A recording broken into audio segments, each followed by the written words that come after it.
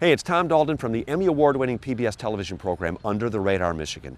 Now, when it comes to award-winning handcrafted beers, wines, and spirits, Michigan has a plethora of potent potables to please your palate. In other words, our stuff's really good. Check this out.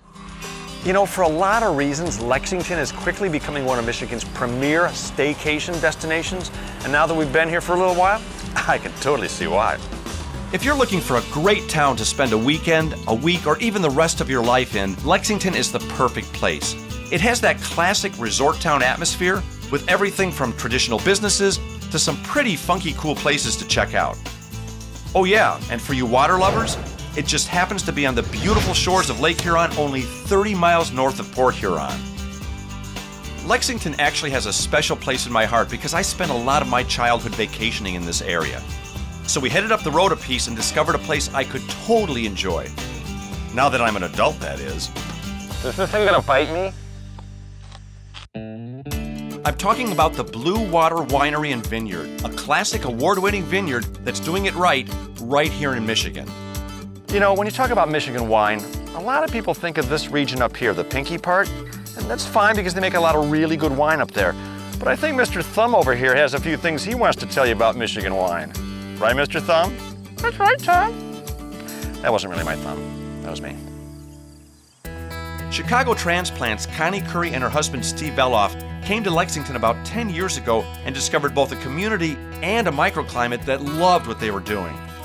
What they've created here is a beautiful vineyard with all the trappings of Napa, including great wines, beautiful scenery, a quaint outdoor tasting area, and even some resident alpacas. Now, I'm not sure if alpacas have anything to do with the whole Napa Valley wine experience, but as far as I can tell, the only thing missing from this experience was an expensive 10-hour round trip. What do you guys love about this area? Why did you pick Lexington for your winery?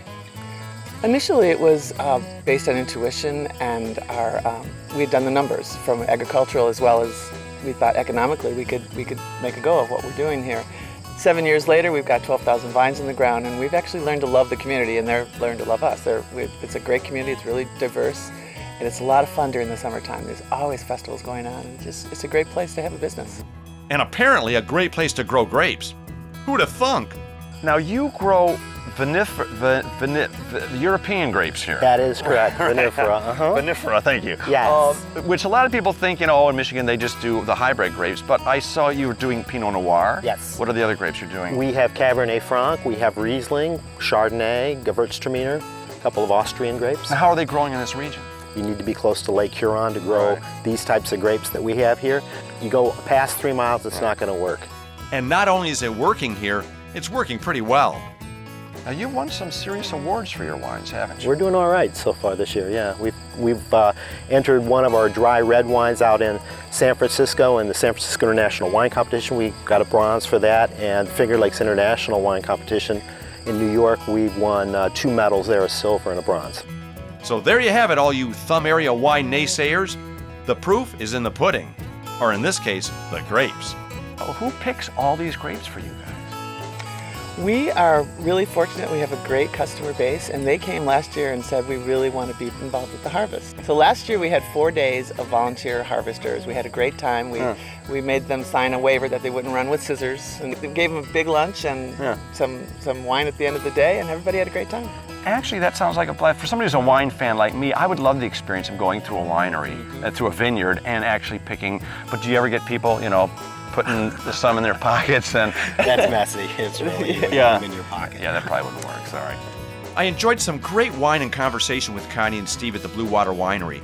And as we headed back into town, we got to stop and check out their newest venture. The Old Town Hall Winery sits in a historic landmark building that used to be, well, the Old Town Hall. And today it's the perfect place to pick up a few bottles of Michigan wine. Or a case, or 2, or 4. So please, don't be a wine snob like I used to be. Try some of the traditional and fruit wines that are grown in the Thumb region of Michigan. They taste great, and at the end of the day, they've got the same net results as those other wines anyway. Bonus.